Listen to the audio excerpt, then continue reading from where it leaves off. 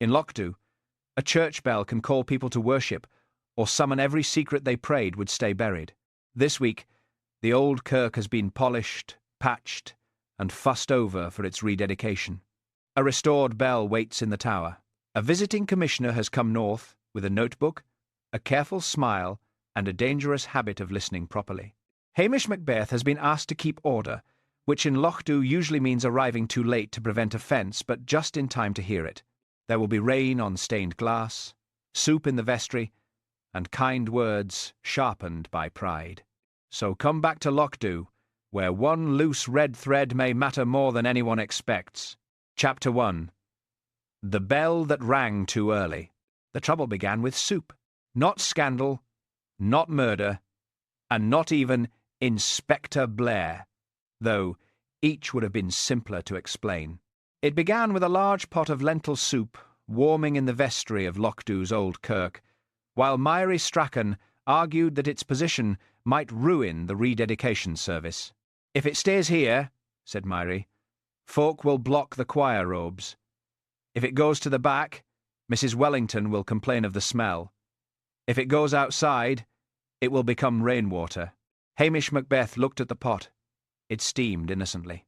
"It has a hard life, that soup," he said. Myrie did not smile. She was the church secretary, prayer chain organizer, keeper of keys, lists, flowers, rotas, and quiet resentments. A small woman in a navy cardigan, she moved through parish affairs with brisk kindness and the air of someone correcting the world for its own good. Near the vestry heater, Luggs had taken possession of the warmest patch of floor and was ignoring all human inconvenience. "He might move," said Myrie. "He might," said Hamish. "But he'll need a reason better than parish efficiency." The kirk smelled of polish, wet wool, damp stone, and soup. Ladders stood in the aisle. Hymn books lay in stacks along the pews. At the front, 2 workmen were finishing the restored bell rope. It hung pale and thick from the tower, newly whipped at the end with glossy red thread. The bell above had been silent for years. Now it was to ring again for the rededication, and the whole village had discovered strong feelings about who deserved credit for this mercy. By the front pews, the choir had already divided itself into moral factions. "I only said the front row should look balanced," said Morag Drummond, adjusting her scarf. "Balanced," said Mrs. Wellington, "does not mean younger." Archie McCrae, widower and tenor, gave a dry laugh. "The Almighty will be pleased to know he is getting a tidy photograph." "Archie," said the Reverend Alastair Penny weakly. The minister looked as if he had been praying for peace, and received a committee instead. Before the quarrel could ripen, the kirk door opened. Rain blew in, followed by a woman in a dark green coat. She stood still, taking everything in. Ladders, soup, choir, dog, rope, minister. She had smooth brown hair touched with grey, sensible shoes, and the calm expression of someone who noticed more than she said. "Miss Vale," said the minister, hurrying forward. "Welcome to Lochdubh. Catriona Vale," she said. "Please don't worry. Everyone looks guilty when a commissioner arrives." Her voice was kind, but not soft. That made several people straighten. Myrie came forward. "Myrie Strachan, I've kept most of the arrangements together." "So I was told," said Catriona. It was polite, but not quite praise. Hamish saw Myrie register the difference. Catriona had been sent by the presbytery after complaints about gossip, favouritism, and unchristian tongues. No one had admitted making the complaints. In Lochdubh, anonymous righteousness was regarded as cowardice unless one had done it oneself. The door opened again, and Elspeth Grant came in shaking rain from her hair, a reporter's bag over one shoulder. She saw Hamish and raised her eyebrows. "I was promised a restored bell," she said. "Not a police presence." "I'm ornamental," said Hamish. That will be news to several people. Elspeth had come north to write a feature on the kirk restoration. Hamish suspected she would find more than stonework and pew polish. She had always had an uncomfortable talent for being present when he preferred privacy. Catriona turned towards the bell rope. "May I see it?" One of the workmen handed her the end. "Careful, miss. Heavy pull. Catriona steadied the rope rather than tugging it. The red whipping brushed her black glove. Above them, the bell gave a faint, awkward note. Everyone looked up. "Just a test," muttered the workman. "Not before Sunday," said Myrie sharply. "There is a proper order." Catriona lowered the rope and looked at her glove. A tiny red fibre clung to the leather. "The end is fraying already," she said. "New things shed," said Myrie. "It means nothing." Hamish watched Catriona lift the thread between finger and thumb. It was bright against the black glove, no longer than a grain of rice. "Loose threads can be useful," said Catriona. No one answered. Outside, rain pressed against the stained glass. Inside, the kirk grew quiet in the way rooms do when too many people have decided not to speak. The minister clapped his hands softly. "Tea," he said. Perhaps tea would help. The village moved at once, grateful for cups, saucers, and anything that did not require honesty. Mary went back to the vestry. Elspeth opened her notebook. Archie drifted away from pity. Luggs remained by the heater, loyal to comfort above all denominations. Hamish bent near the rope, as if checking his bootlace. On the stone floor lay a second red fibre. He touched it lightly, then looked up at the silent bell. Lochdubh had come to rededicate an old kirk. Already, something was beginning to fray. Chapter 2. Clean Tongues Week.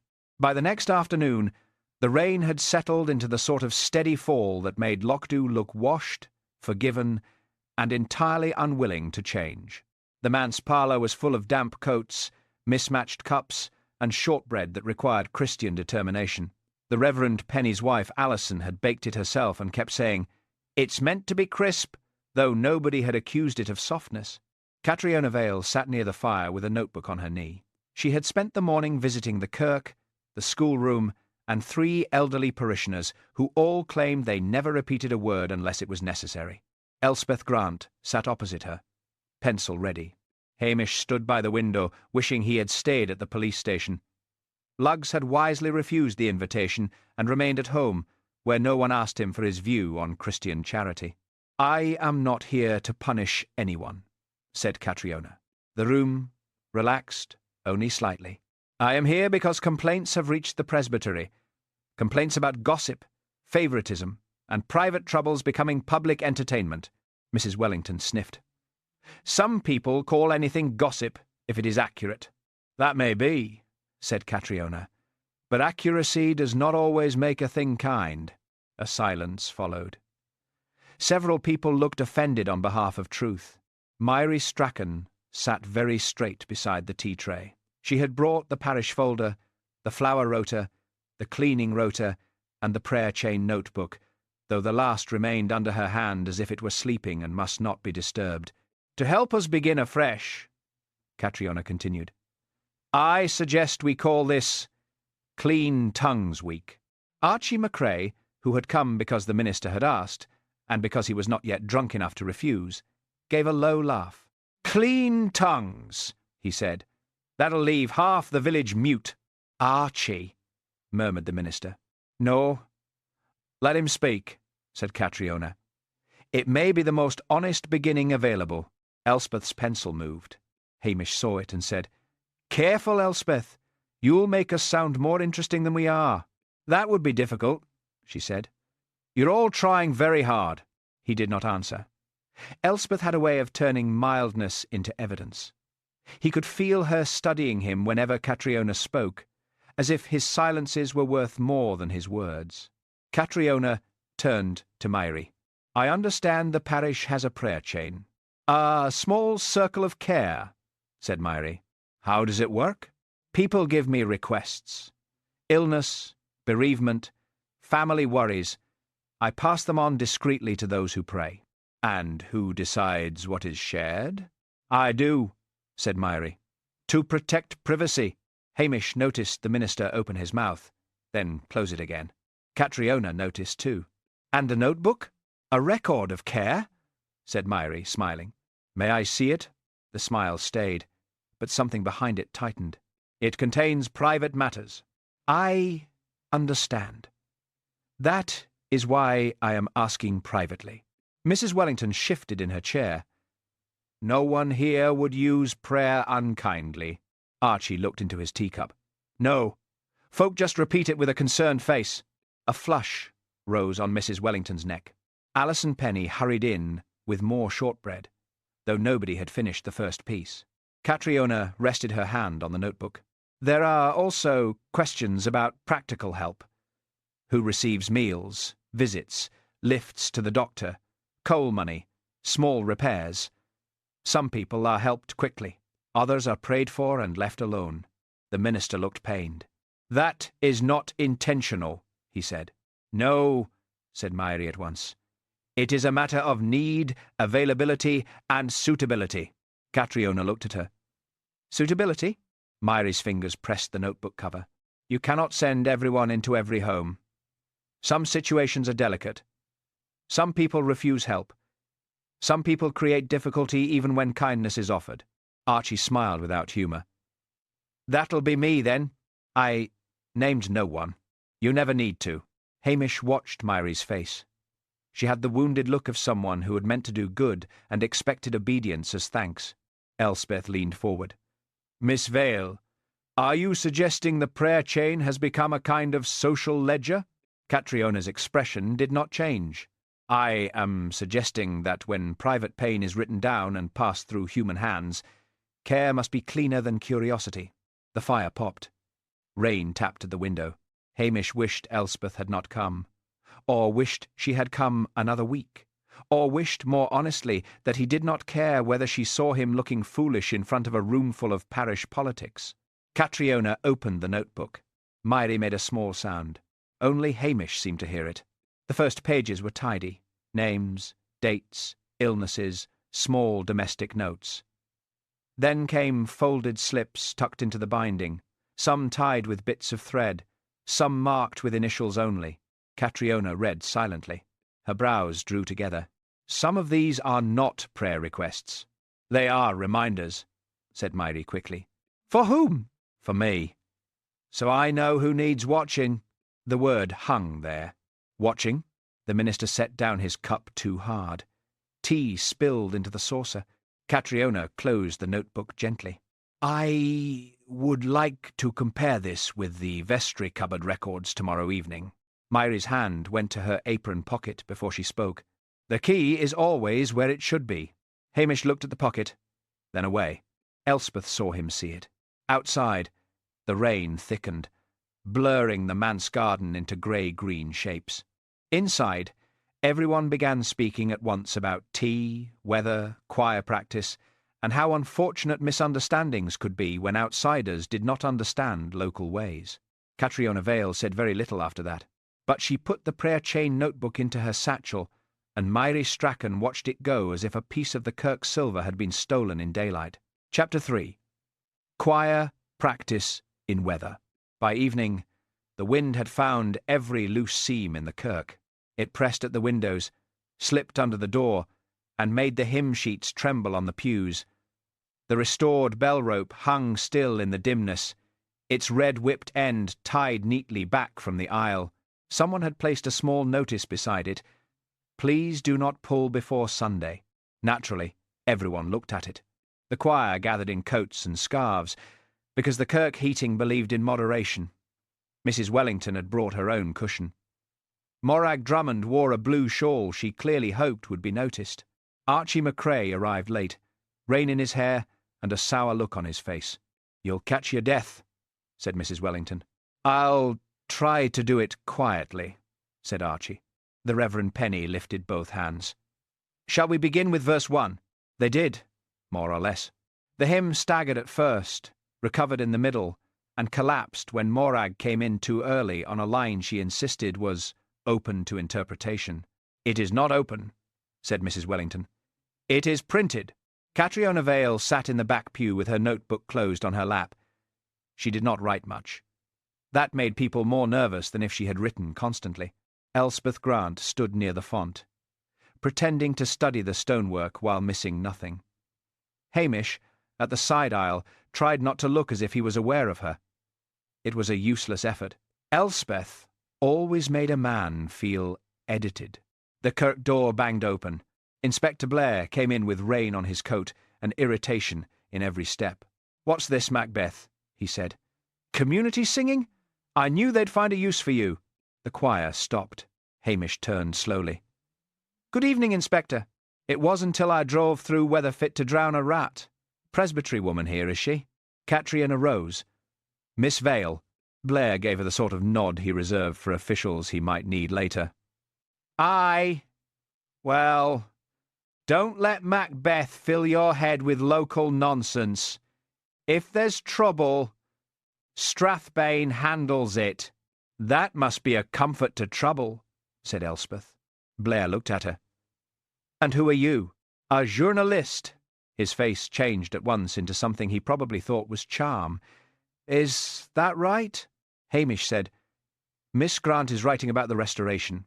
"Then she'll want important police cooperation," said Blair, smoothing his wet hair with one hand. "Not village gossip," Archie McCrae muttered. "There's a first time for everything." Blair swung towards him. "What was that?" "Nothing worth official cooperation." A few people stared at the hymn sheets. Morag looked thrilled and horrified. Blair's eyes narrowed. "You're McCrae. Widower. Drinks too much. Sings when sober. Shouts when not." Archie's face went still. The minister said weakly, "Inspector, perhaps—" No, said Blair.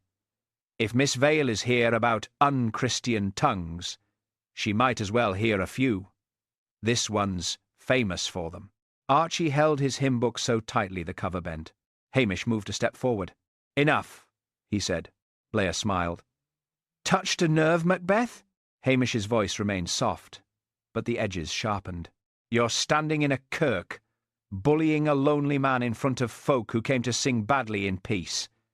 If that is Strathbane handling trouble, it is no wonder trouble prefers Lochdubh."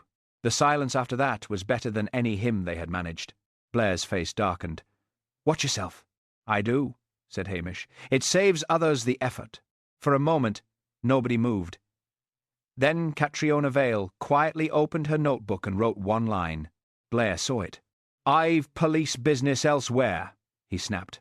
"Macbeth, outside." "No," said Catriona. Blair blinked. "What?" "I would prefer Constable Macbeth to remain. I am observing parish conduct. This is parish conduct." Mrs. Wellington made a small sound that might have been approval if approval were allowed in such circumstances. Blair looked from Catriona to Elspeth's pencil, thought better of whatever he had planned, and left, with the door slamming behind him. The wind came in after him like gossip. The choir did not resume at once. Archie stared at the front of the kirk, his jaw working. Hamish went to him, but did not put a hand on his shoulder. Archie would have hated that. "Leave it," said Archie. "I have." "No, you haven't. That's your trouble." Hamish smiled faintly. "Aye, well, we all need hobbies." The minister suggested tea. Mary Strachan said sharply that tea would come after practice, not during it. Order, once lost, had to be dragged back by the collar. They sang again. This time, Archie's tenor rose clear for half a verse, old beauty showing through wear and bitterness. Even Morag forgot to compete with it. When the hymn ended, Catriona came forward. "Thank you," she said. "I will return later tonight to compare the prayer chain notebook with the vestry cupboard records." Mary turned from stacking cups. "Tonight?" "After practice. It should not take long." "The cupboard key is always kept where it should be," said Mary. Her hand moved to her apron pocket as she spoke. Hamish saw it. So did Elspeth. Catriona smiled. "Then there will be no difficulty." Above them, the tower gave a low groan in the wind. The bell did not ring, but the rope stirred once, very slightly, as if the storm had touched it from above. Archie closed his hymn book. "I'm away," he said. He went out without waiting for goodbyes.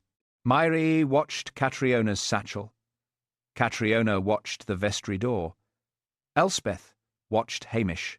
Hamish, who disliked being watched when he was beginning to worry, looked up at the red-whipped rope and wished, not for the first time, that people would leave honest objects out of dishonest human business. Chapter 4. The Vestry Door. Hamish was woken before dawn by the telephone, and a silence on the line that told him more than panic would have done. Then the Reverend Penny said, "Hamish, you had better come to the kirk." The rain had softened to a cold drizzle by the time Hamish reached the churchyard. Grey light lay over the graves. Water dripped from the yews. The kirk door stood open, and the minister waited inside it, with his coat over his pyjamas and his face the colour of old paper. "She was meant to meet me at 8, he said. "To go through the records. I came early to light the heater." Hamish said nothing. He stepped inside. The kirk felt wrong. Not frightening in the way outsiders imagined old churches should be frightening, with shadows and ghosts and nonsense, but wrong in a practical, human way, a place made for coughs, hymns, shuffling feet, and whispered complaints had become still. Catriona Vale lay at the foot of the narrow stair that led up towards the bell-chamber. There was no drama in it. No theatrical horror. Only a woman who yesterday had sat with a notebook on her knee and had now been removed from all future argument. Hamish took off his cap. The minister made a small choking sound behind him. "Go to the vestry," said Hamish gently. "Sit down. Don't touch anything." "I touched the door," said the minister. "Only the door." "That's all right." "It isn't." "No," said Hamish. "But it's not your sin." The Reverend Penny went away as if each step needed permission. Hamish stood for a moment, letting the room settle in his mind. The bell rope hung down through the guide-hole, its red-whipped end loose now instead of tied back. It looked damp, though the roof above did not drip. The rope had been pulled recently, not in a clean, straight drop, but roughly. The loose red strand he had noticed before was gone, and the end had begun to open. Near the stair-rail, caught in a splinter of old wood, was a tiny red fibre. Hamish did not touch it. He crouched close, then looked up towards the landing. The stair was narrow, steep, and awkward. A fall there was possible. Plenty of things were possible in old buildings, if one wanted to be lazy about truth. He moved to the vestry. The cupboard door stood shut, but the lock had fresh scratches around it, bright against the older, dull metal. Someone had tried a key in haste, or a wrong key, or a hand shaking badly enough to make either look the same. The small hook on the wall where the key was usually kept was empty. On the table lay cups from the night before, a plate with 2 pieces of shortbread, and a folded hymn sheet weighted down by a spoon. Catriona's satchel was missing. So was the prayer chain notebook. The minister sat on a chair by the heater, hands together. "She said she would return after practice," he whispered. "I told her I would meet her this morning instead. I thought it would be calmer." "Did she agree?" She smiled and said, "Calm often arrives after the damage." That sounded like Catriona. Outside, a car came too fast up the gravel. A door slammed. Blair entered the kirk with Macnab behind him, his coat half-buttoned and his temper fully dressed. "What have you done now, Macbeth?" Hamish did not turn. "Good morning, Inspector." Blair looked past him and saw the body. His expression shifted from irritation to importance. "Fall!" he said at once. "Old stair, bad weather, woman poking about where she shouldn't. There's your answer." Hamish said, "Her notebook is missing." Blair paused. "And the prayer chain notebook." That altered the air. Blair disliked complications, but he hated public complications more. A visiting presbytery commissioner dead in a kirk during rededication week was bad. A missing notebook full of private parish troubles was worse. It had newspapers in it. It had senior officers in it. Worst of all, it had questions. "Murder, then," said Blair, changing course with the confidence of a man who would later deny having changed. "Macnab, get the place sealed. Nobody in or out. Macbeth, stop standing there like a wet heron and tell me who hated her." "In Lochdubh?" said Hamish. "That may take the morning." Blair glared. "Don't get clever. I was keeping to the shallow end." Macnab coughed into his hand. Blair marched to the stair and looked up. "She fell from there?" "Looks like it. Archie McCrae, was raging last night. He was humiliated. Same thing with drink in it. Hamish looked at him then. It is not the same thing. Blair's mouth curled. You defended him in front of witnesses. Now you're defending him again. Very touching. I'm defending the facts when they arrive. They've arrived. Bitter drunk. Public quarrel. Victim returns alone. He follows. There's a shove. Done. Hamish glanced at the bell rope. And then he removes 2 notebooks, scratches the vestry lock, pulls the bell rope, and leaves red fibres on the stair for decoration? Blair flushed. Maybe he panicked. Maybe. The word was mild enough to irritate him.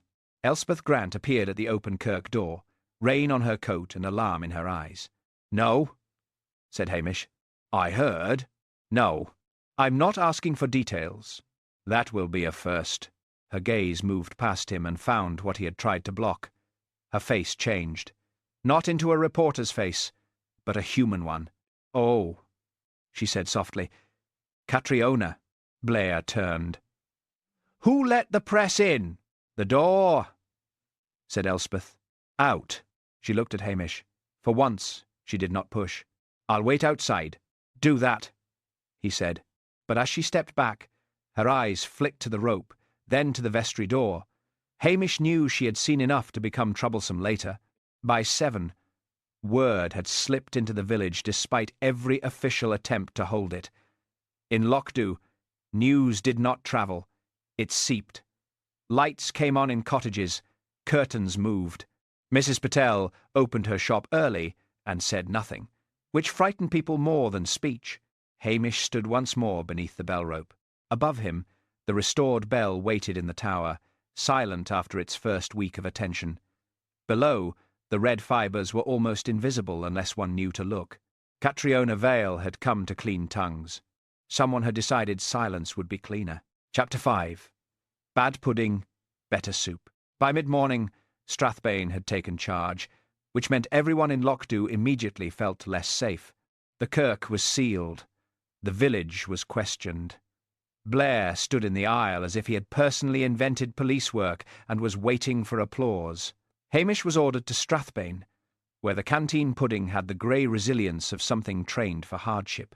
Blair pushed a tray aside with disgust and pointed a thick finger at him. Archie McCrae. What about him? He hated the woman. He was humiliated in front of witnesses. He drinks. He was seen near the kirk late. A lot of folk were near the kirk late. A lot of folk didn't snarl at the victim. Hamish sipped tea that tasted of hot metal and regret. Snarling is not murder. With drink, it's close enough. Macnab, sitting beside them with a notebook, said carefully, Archie admits leaving his cottage again after choir practice. Blair brightened. There.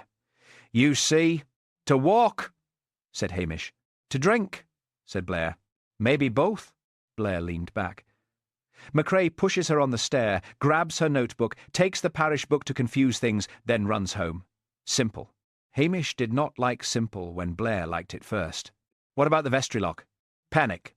The bell rope? Panic. Panic. The red fibres? Rope fibres come from ropes, Macbeth. Try to keep up. Hamish looked down at the pudding again. It had remained unchanged, which suggested either strength of character or no character at all. McNab turned a page. There is one thing. Miss Vale's room at Mrs. McKinnon's boarding house was searched. Her main notebook is missing, but there was a writing pad on the dressing table. We took an impression. He slid a photocopy across. The words were faint, but readable. Prayer chain private requests used as leverage. Underneath, only half a line remained. M.S. controls access to help. Blair frowned. M.S.? Myri Strachan, said Hamish. Or ministers something, said Blair. Is that a police term? Don't be smart. Hamish looked at the words again. Leverage was not a village word. It belonged to offices, committees, letters written with care. Catriona had not been merely offended by gossip. She had begun to see a system. Blair tapped the page. Archie finds she's writing about him. Kills her. Archie is not M.S. He could have thought she was. Aye, said Hamish. And I could have thought that pudding was food. Macnab hid a smile.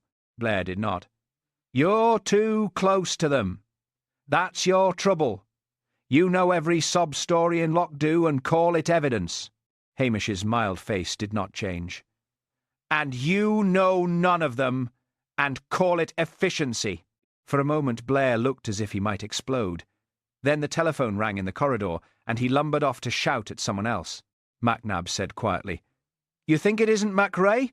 I think Blair wants him because he looks like guilt with a coat on. That does not mean he's innocent. No, said Hamish. But it means we should be careful before making a lonely man carry the whole village's sins. When he returned to Lochdubh, the rain had paused, leaving the road shining black under a low sky. Elspeth Grant was waiting outside the police station, notebook closed in her hand. You're avoiding me, she said. I've been in Strathbane. That is punishment enough.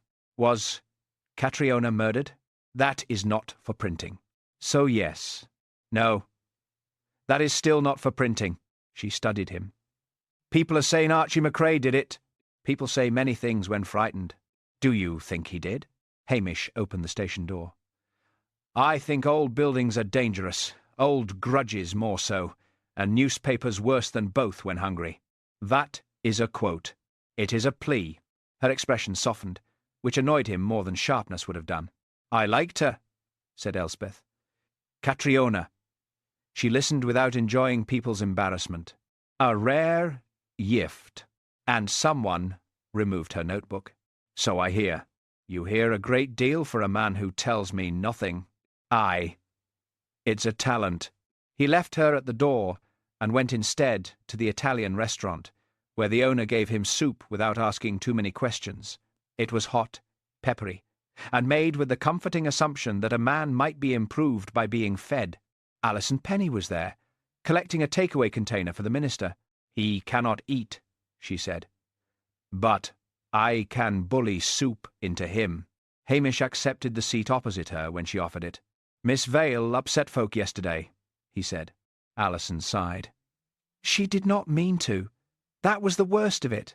A rude person can be dismissed. A fair one is harder. She asked about the prayer chain. She asked what many have thought, but not said. Alison looked at the counter, then back at him. Myrie has run that notebook for 10 years. Births, deaths, illnesses, debts, marriages going sour, sons in trouble, daughters not coming home. She remembers everything. That sounds useful. It is. Until it is not. Hamish waited. Alison lowered her voice. Alastair once suggested more people should share the organising. Myrie said too many hands would mislay souls. Hamish looked up. Her words? Her. Yes? She meant well. Most dangerous sentence in the parish. Alison's eyes filled suddenly. She has done kindness too, Hamish. Real kindness.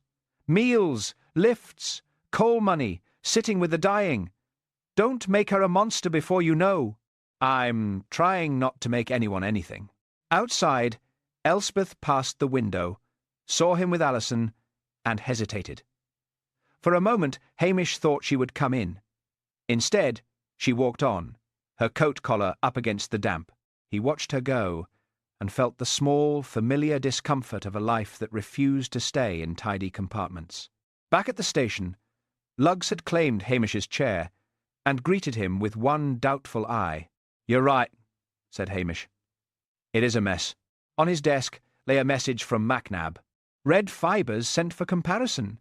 Blair requesting warrant re Archie MacRae. Hamish folded the note slowly. In Lochdubh, the easiest sinner was always the one already ashamed. Chapter 6. The easy sinner. Archie MacRae's cottage stood a little above the road, with a view of the loch he seldom praised and could not bear to leave. Smoke leaned from the chimney. Music sheets lay on the kitchen table, weighted by a cracked brown teapot. A pair of boots dried by the range. On the mantelpiece stood a photograph of a woman with kind eyes and a smile that made the room seem poorer without her. Archie opened the door before Hamish knocked twice. "If you've come to arrest me, let me put on a cleaner shirt. I'd hate to disappoint Blair's sense of occasion. I've come to talk." "That's worse. Arresting is quicker." He let Hamish in anyway. The cottage smelled of peat smoke, damp wool and old grief. Archie moved stiffly, as if each chair and cup remembered his wife better than he did. He filled the kettle without asking whether Hamish wanted tea. "Folk are saying I killed her," he said. "Folk have not tired themselves looking elsewhere." Archie barked a laugh. "That's your defence?" "No, that is my complaint." He set 2 mugs on the table. The tea was strong enough to hold an opinion. "I disliked Catriona Vale," Archie said. "There. Write that down for Blair." "Why?" She looked at me as if I was a damaged hymn book. "Worth saving if someone had the patience." "She was rude?" "No. Worse. She was gentle." He sat down hard. "I can stand judgment. I've had practice. Pity sticks in the throat." Hamish looked at the music sheets. "You went out after choir practice?" "Aye." "Where?" "To the Kirk Road. Then along by the wall. Then home." "Why?" Archie stared into his mug. "Because the house was waiting for me." Hamish let the answer stand. After a moment, Archie rubbed a hand over his face. "I heard the bell." Hamish looked up. "What sort of ring?" "Not a ring. A thin note. Sideways, like metal catching its breath." "What time?" "Late. After midnight, maybe. I'd no watch. Did you go in?" "No." "Why not?" Archie gave him a look. "Because I was drunk enough to be blamed, and sober enough to know it."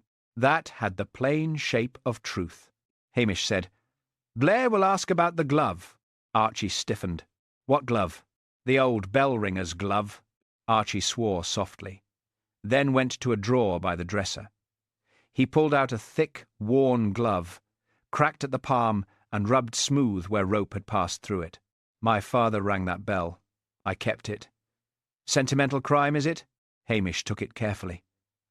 There were red fibres clinging near the cuff, dull and faded. "Where did these come from?" "Old festival bunting, maybe." "I used the glove-moving boxes in the hall last year," asked Myrie. "She had us all shifting decorations while telling us it was service." Hamish examined the fibres. They were not like the bright thread from the new rope. These were dusty, tired things, already half defeated by time. "Did Catriona speak to you after practice?" "Aye. Outside." "What did she say?" Archie's mouth tightened. "She asked if I had anyone to sit with me when the bad evenings came." "And?" "I told her to go and inspect someone else's soul." "There was shame in the room then." "Sharper than accusation," she said. Archie continued, more quietly. "Sometimes a man's loneliness is used against him twice. Once by himself, and once by others." He looked away.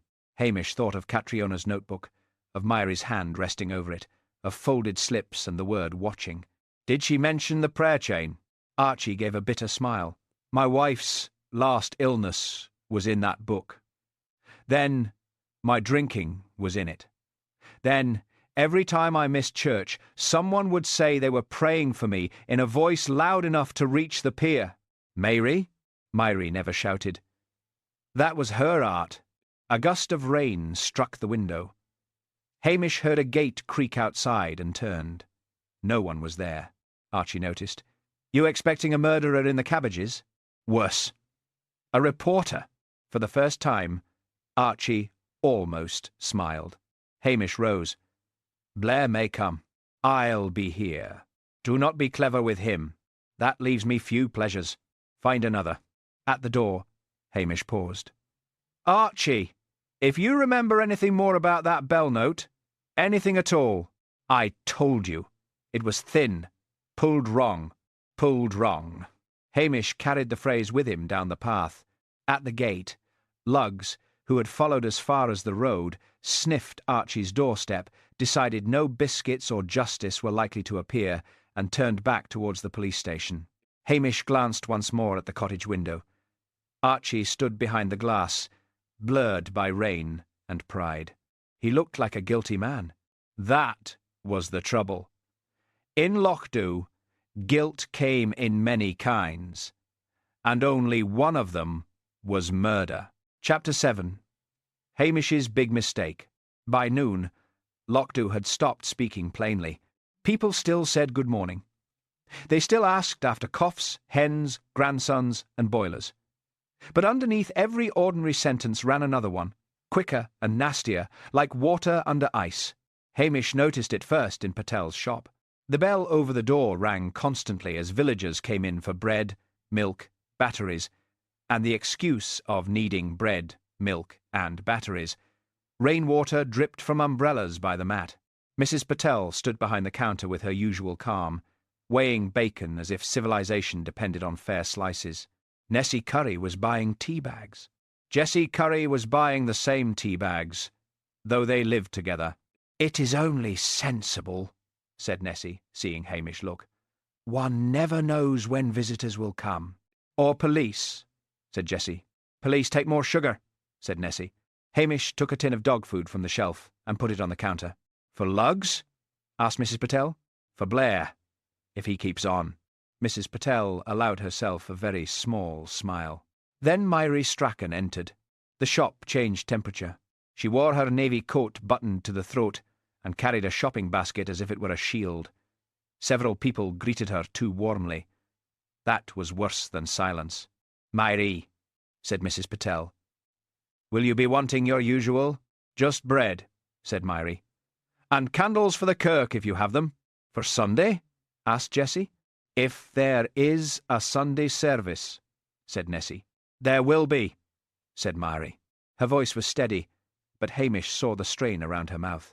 When she left, talk rose behind her before the door had properly closed.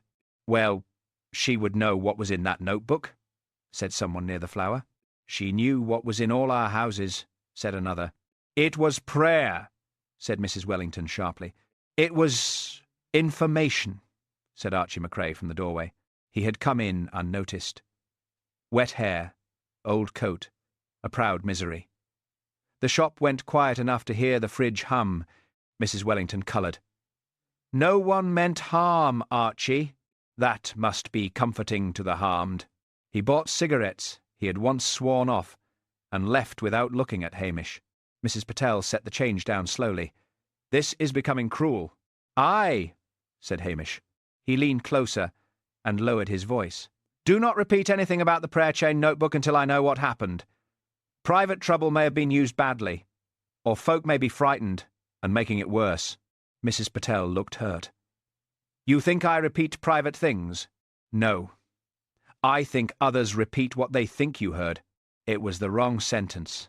He knew it as soon as it left his mouth. By 3 o'clock, Lochdubh had translated Hamish's warning into 3 versions.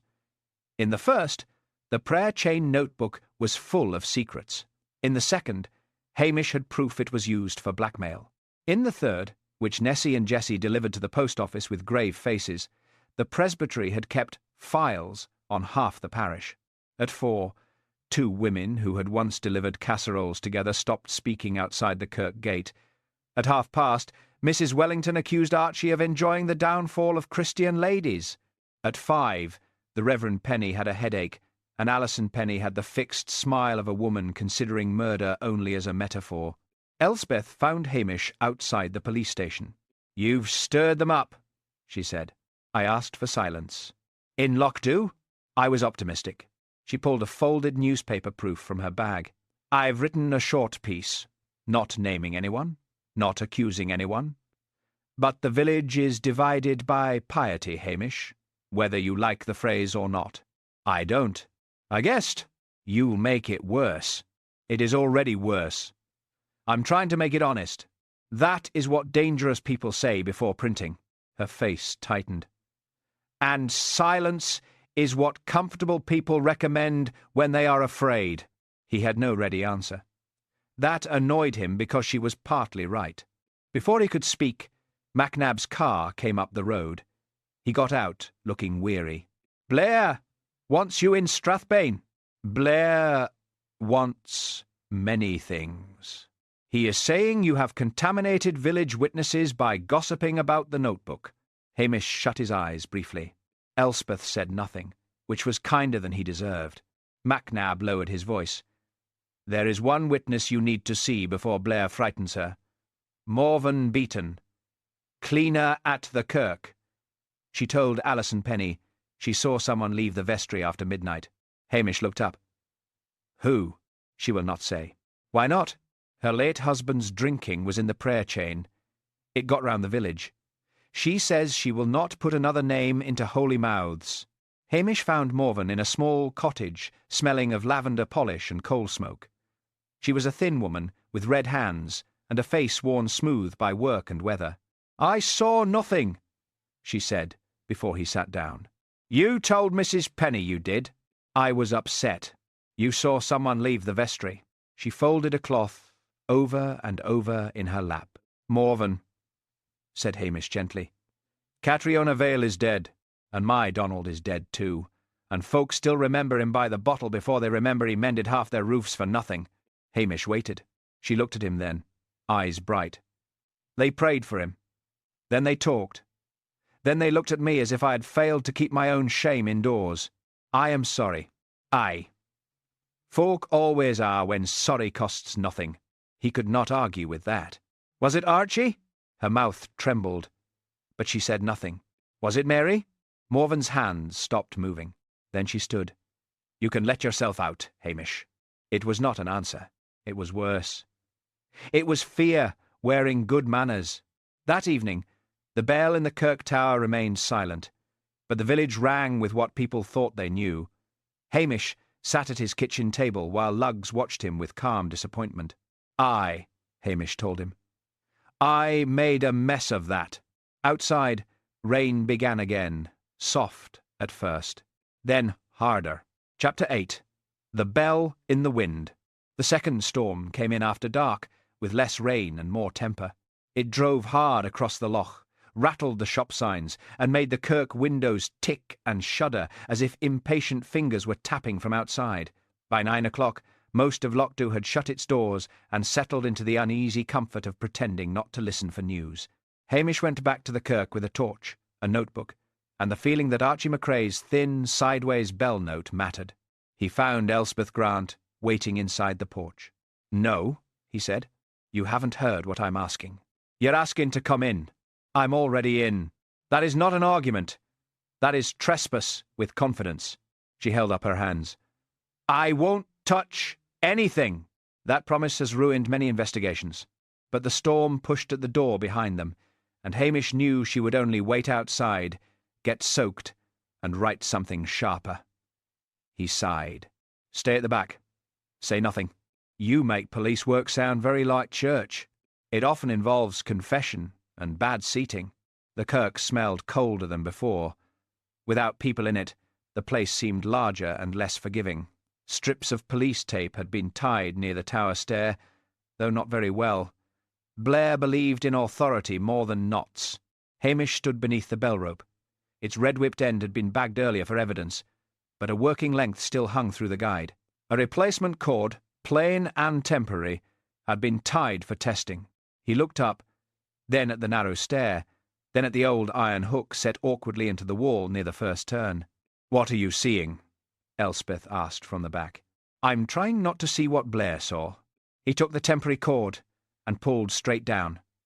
Above them, the bell gave a low, proper note, muffled by distance but full enough to belong to a church. Then he pulled sideways, hard, letting the cord scrape towards the stair turn. It caught briefly on the iron hook. The bell answered with a thin, crooked sound. Elspeth's face changed. That's different. Aye. Like someone heard it through weather, or through drink, said Hamish. He freed the cord and tried again. This time the wind struck the tower at the same moment. The bell gave one faint note, then stopped, not rung but teased into sound. Archie's words came back, thin and sideways. Hamish climbed the first few steps, careful not to disturb marked patches. From there, he could see how someone standing near the vestry door might pull the rope at an angle, snag it on the hook, and make the bell speak without ringing it properly. "A false time," said Elspeth softly. "I said nothing. You don't have to. Your eyebrows did." "My eyebrows are not for publication." She gave the smallest smile, then fell silent as he moved towards the vestry. The cupboard stood closed now, the lock examined and dusted. The ordinary key-hook was still empty. Hamish shone his torch across the wall, then stopped. There, caught on the little brass nail beside the hook, was a tiny red fibre, not on the bell rope, not on the stair, on the place where the cupboard key should have hung. He leaned close. Bright red, waxed sheen, new. Elspeth came 2 steps nearer despite his instruction. "Is that from the rope?" "Likely. So whoever touched the rope also handled the cupboard key. Or stood close enough to leave a thread there. But why use the rope at all?" Hamish looked back towards the tower stair. "To make someone hear something at the wrong time. Or think they did." The storm gusted again. The temporary cord shifted in his hand, and the bell gave a breath of sound above them. Elspeth folded her arms against the cold. "Catriona came back for the records," she said. "Someone followed her. Maybe she found something in the cupboard. Maybe." And the notebook vanished because it proved it. Hamish turned off the torch for a moment. The kirk fell into grey darkness, lit only by the porch lamp and a smear of rain-coloured moon through the glass. "You're good at making a straight road," he said. "Murders prefer bends. I thought you said nothing for publication." "I did.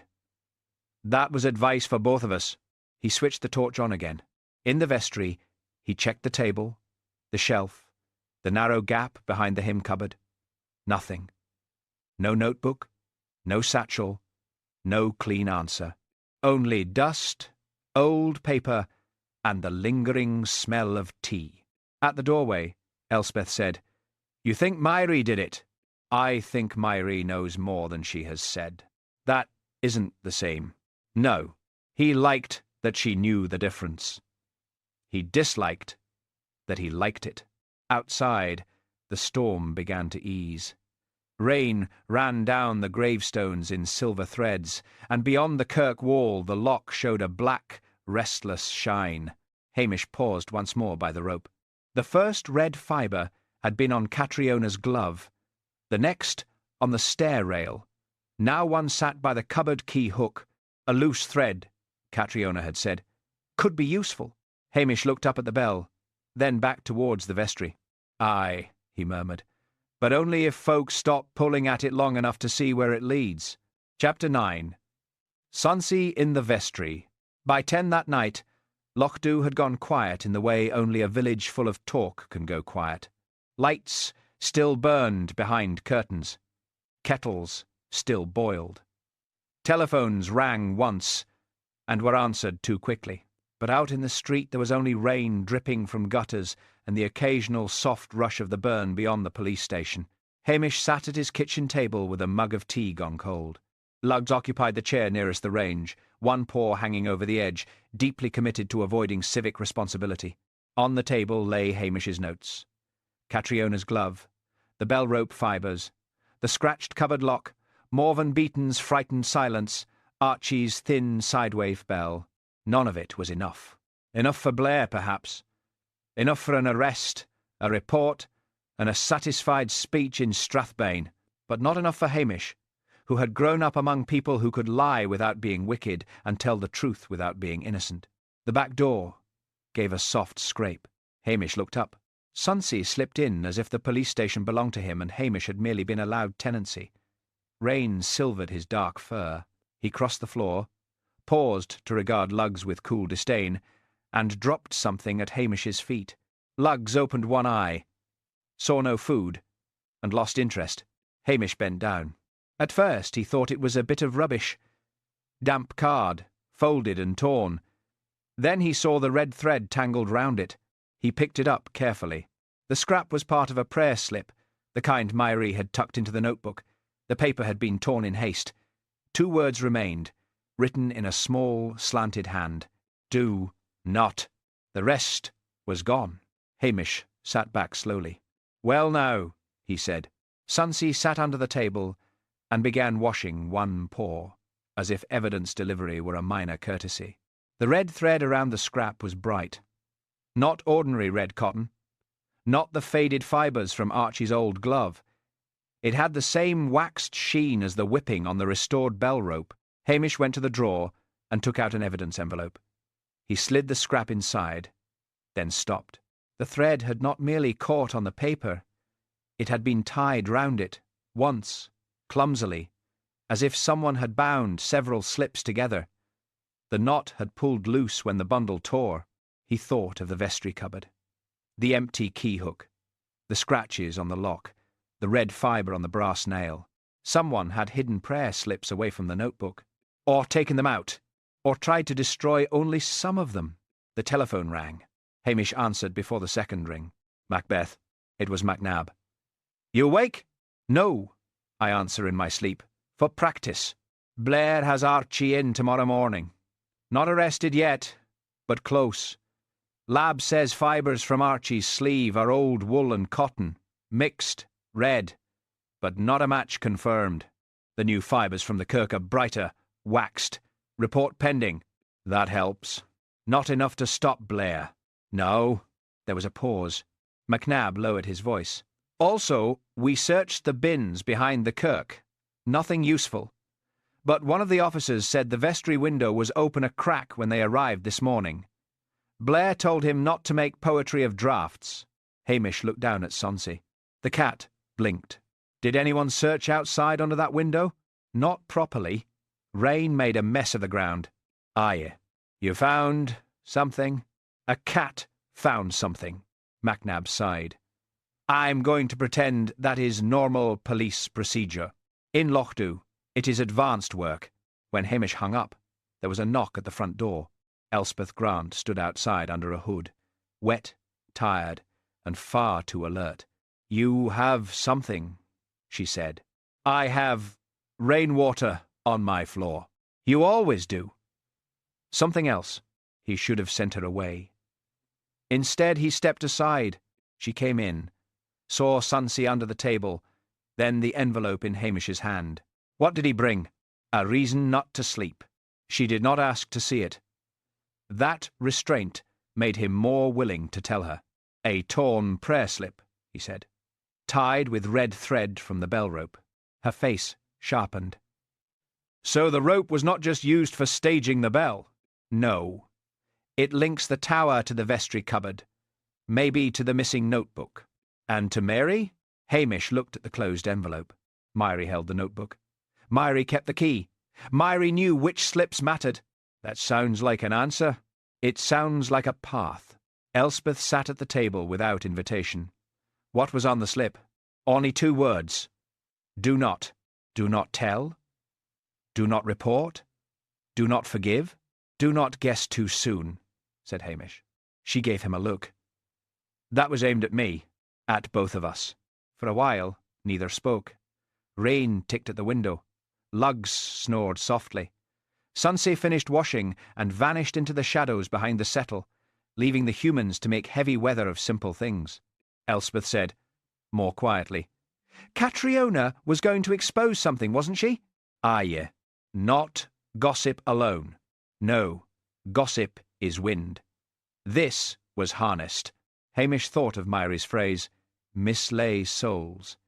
He thought of meals sent quickly to some houses and not to others, of Archie's shame kept alive under the cover of prayer, of Morven refusing to put another name into holy mouths. A village could survive gossip that laughed. It was gossip dressed as virtue that frightened him. He put the envelope in his jacket pocket. Where are you going? Asked Elspeth. To ask a cleaner one more question before Blair asks her badly. At this hour? Shame keeps late hours. At the door. He paused. Elspeth. Yes? Do not print the prayer slip. She stood very still. I wasn't going to. He believed her. That was either progress or another complication. Outside, the rain had thinned to mist. The kirk bell did not sound, but Hamish looked towards the dark shape of the tower all the same. A red thread had come loose. Now he needed to find what hand had pulled it. Chapter 10. The Theory That Wouldn't Hold. Morven Beaton opened her door before Hamish knocked. "I saw you from the window," she said. "If you've come to ask again, the answer has not improved with the weather." "It rarely does," said Hamish. She hesitated, then let him in. Her cottage was painfully neat.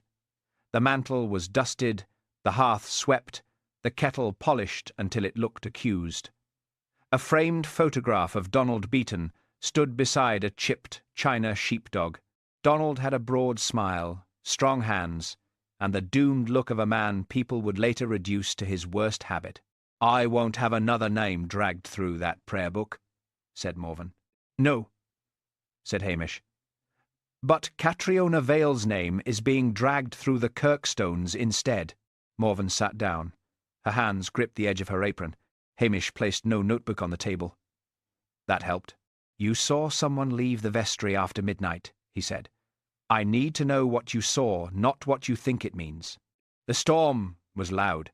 "Yeah. I had gone to check the side door.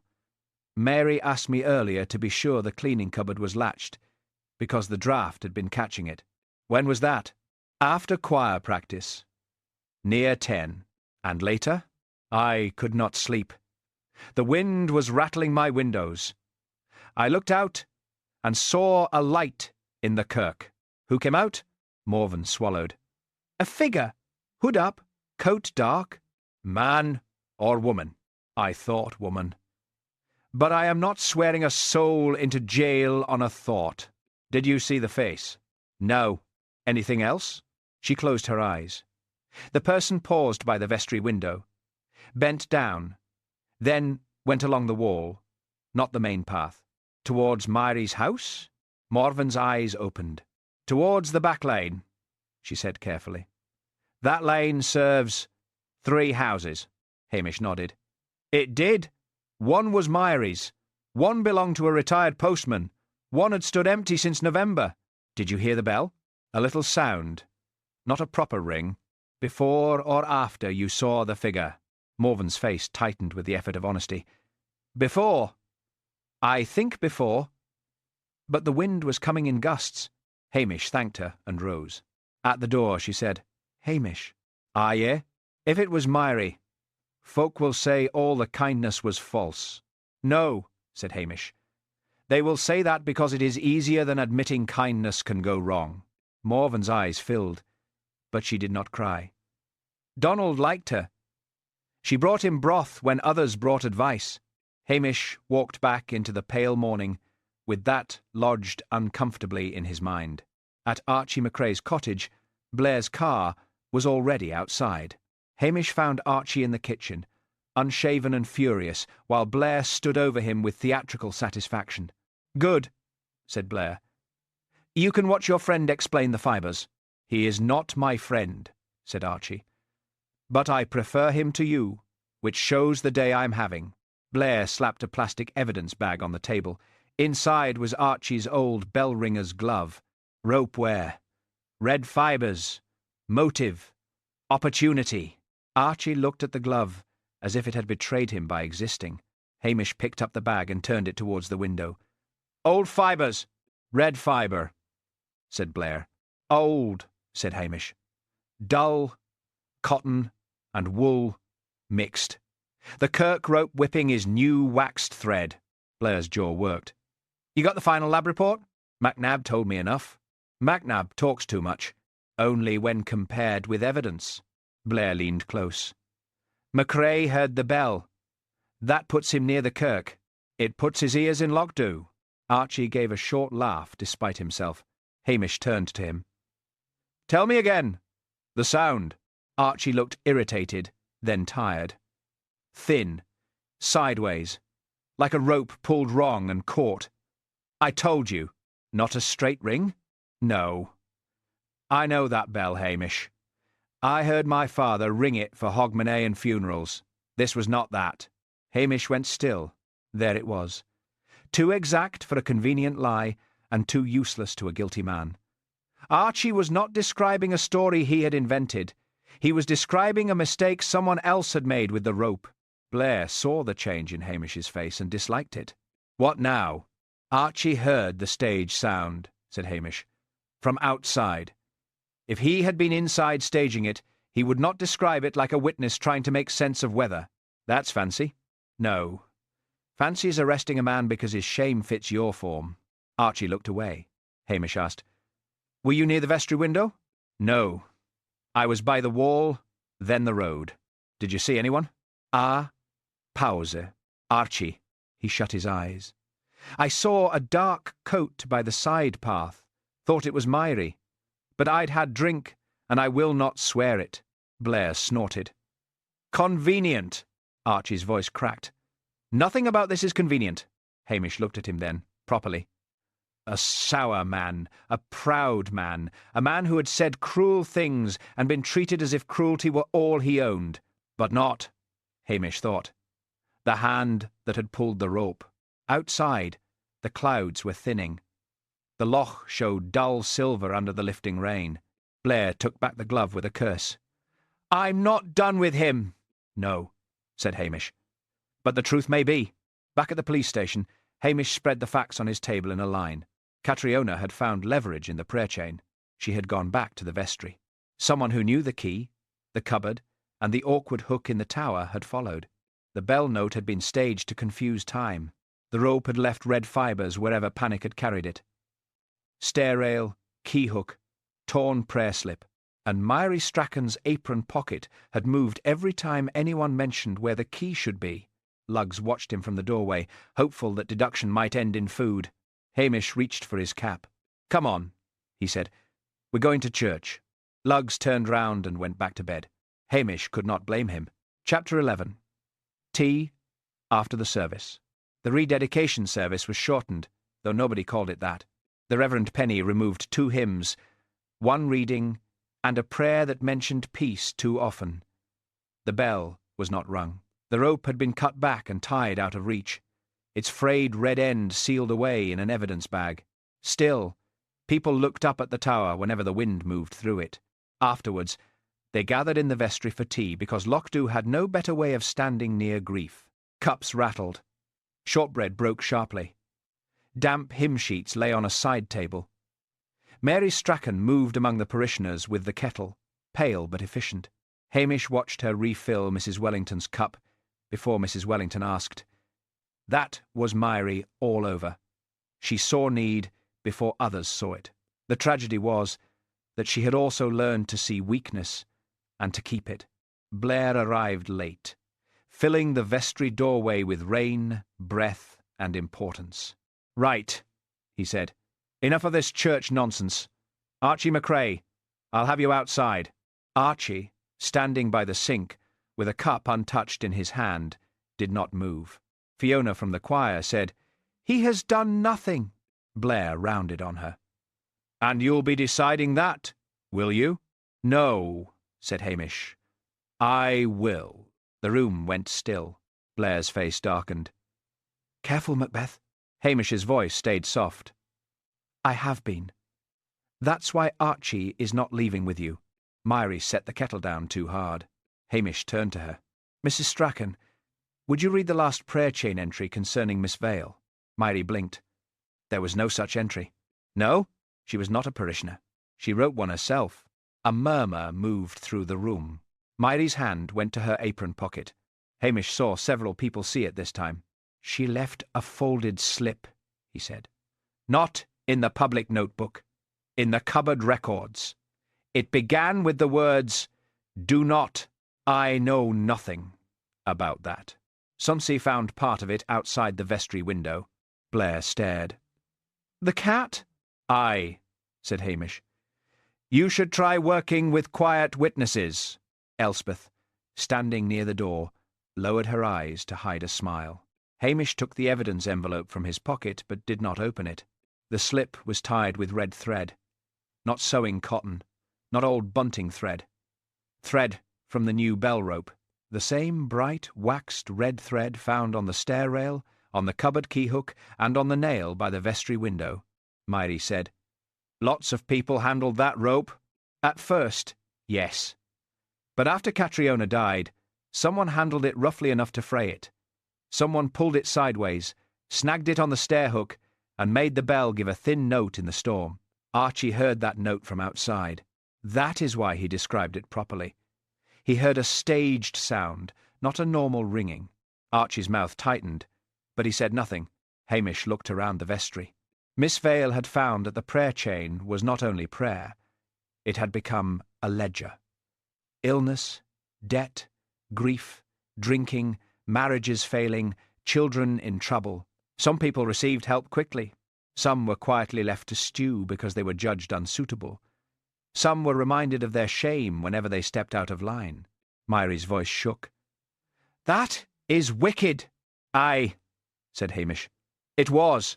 I meant what you're saying. I know. That hurt her more than anger would have done." The minister sat down heavily. Alison Penny put a hand on his shoulder. Hamish continued. "Catriona came back after choir practice. She had the prayer chain notebook and wanted to compare it with the vestry cupboard records. She found slips that had been removed from the main book, requests that should have led to help, notes that should never have been kept." Myrie whispered, "You don't understand parish work." "No," said Hamish, "but I understand locks." The cupboard was scratched because someone opened it in haste. The key was not on the hook because it was in your apron pocket, where your hand kept going whenever anyone mentioned it. It is my duty to keep order. Order is not the same as kindness. Her face changed then. The brisk church secretary disappeared, and in her place stood an exhausted woman who had spent years making soup, arranging lifts, visiting sick beds, remembering birthdays, and deciding, quietly, who deserved gentleness. "She was going to ruin us," said Myrie. No one spoke. She came here with her careful voice and her notebook, and looked at me as if I had been cruel. I have sat with dying women when their families could not bear it. I have found coal money. I have taken broth to men who stank of whiskey, and still called them by their proper names. I have kept this parish from falling apart," Hamish said. "And you kept the price written down." Myrie flinched. "She said she would report it," Myrie whispered. "She said help given with one hand and shame held in the other was not charity. I told her to wait until after Sunday, just until after the bell. She would not." "What happened on the stair?" asked Hamish. Myrie's eyes went to the tower door. "I took the notebook. She followed me. She caught my sleeve. I pulled away. She slipped. The room breathed again, but wrongly." "And after?" said Hamish. Myrie closed her eyes. "I thought if people believed she had gone up to the tower alone." "You pulled the rope." "I only wanted time." "You hid the notebook." "I burned most of it." "And the slip?" "She had written it herself." "I tore it. I threw it out the window." Hamish's voice was almost gentle. "The red thread tied round it came from the rope you had just used." Myrie looked down at her apron pocket. A tiny red fibre clung to the seam, bright as accusation. Blair stepped forward at last, eager now that the work was done. "Myrie Strachan, I'm arresting." "Quietly," said Hamish. Blair glared. Hamish did not raise his voice. "For once in your life, Inspector, do a hard thing quietly." Something in the room made Blair obey. He nodded to MacNab, who moved beside Myrie with a decency Blair rarely managed. Myrie did not struggle. As she was led out, Mrs. Wellington began to cry into a handkerchief. Archie stared at the floor. Morven Beaton stood by the door, her face full of sorrow and vindication, neither of which brought comfort. The Reverend Penny whispered, "She did so much good." "Aye," said Hamish. "And that is why the harm lasted so long." Elspeth looked at him then, not as a reporter, not quite as an old complication, but as someone who understood the weight of that sentence. Outside, the wind moved in the tower. The bell did not ring. Chapter 12. A softer bell. The next morning came clear, as if the weather had grown ashamed of itself. Rain still clung to the grass in the kirkyard, and drops fell from the yews onto old stones with soft, patient taps. Beyond the kirk wall, sheep moved along the hillside in loose white knots. The loch lay grey-blue and calm, pretending it had never helped carry a storm. Hamish stood by the church door while the workman cut the bell rope clean.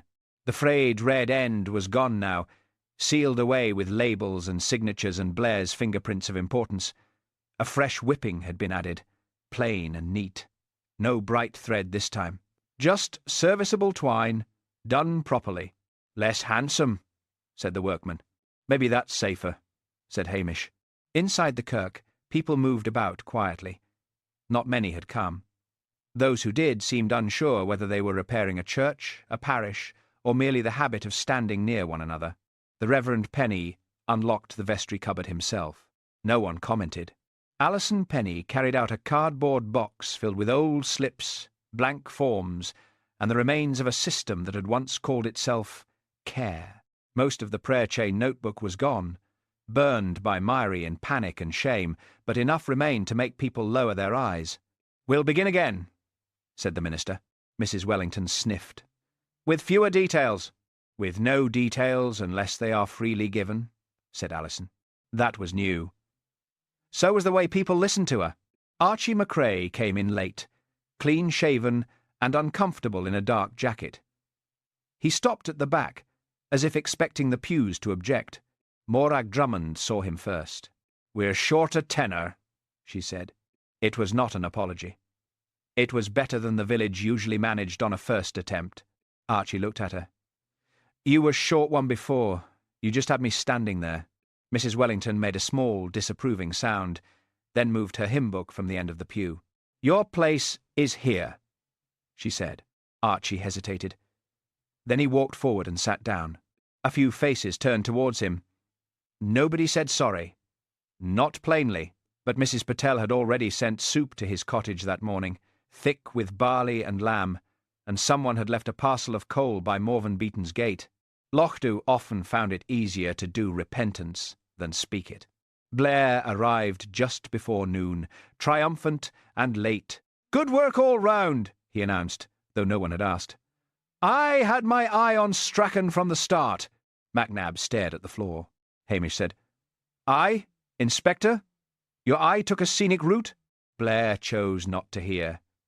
He stood near the door, explaining to the Reverend Penny how central coordination had been essential. The minister nodded, with the meek endurance of a man who had survived worse than speeches. Elspeth Grant was outside by the kirk wall, writing in her notebook. Hamish went to stand beside her. "Will I regret reading it?" he asked. "Probably. That is not reassuring. It's kinder than I expected and sharper than you'd like." "Aye. That sounds like you." She closed the notebook. "I didn't make Lochdubh look wicked. No? No. Human." He looked across the kirkyard. Morven Beaton was speaking quietly with Alison. Archie stood near the choir, not smiling, but not alone. Mrs. Wellington was pretending not to watch him. Nessie and Jessie Curry walked past the gate in silence, which suggested either moral growth or a very serious shortage of information. "Human may be worse," said Hamish. "Only when it's accurate." A bell sounded above them. One clean note. Not thin, not sideways, not dragged through storm and fear. A proper note, round and plain, moving over the wet stones and out towards the loch. Everyone stopped. The workman leaned from the tower stair.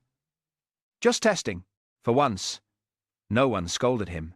The note faded slowly. Hamish listened until there was nothing left but gulls, sheep, and the small movements of people pretending they had not been touched. Elspeth said, "You don't look pleased." "I am. You look sad." "That too." She waited.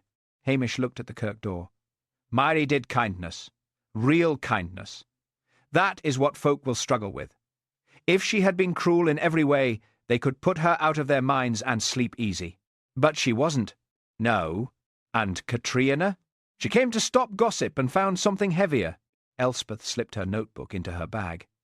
"I think she knew kindness can become control when one person holds all the strings." Hamish glanced up at the newly finished rope. "All the threads," he said. A faint smile touched her mouth. "That too." Inside, the choir began to sing. They were not good. Not exactly. Morag came in early once. Mrs. Wellington corrected her too loudly. Archie's tenor rose through the muddle, worn but steady, and for a little while the sound made the old kirk seem less damaged than it was. Hamish turned back towards the village. At the gate, Luggs waited with the expression of a dog who had attended enough moral improvement for one morning. From the wall, Sunsey watched the kirkyard, tail flicking once before he vanished down the far side. The church door had been left open to let the damp air out. Behind it, the bell rope hung clean and quiet. Lochdubh had not become better all at once. Hamish knew villages did not work that way. They healed by inches, by soup sent without explanation, by a place made on a pew, by a secret kept because it was not yours to spend. He walked down the path with Luggs at his heels. Above them, the bell gave no further sound. It did not need to, for that morning once had been enough.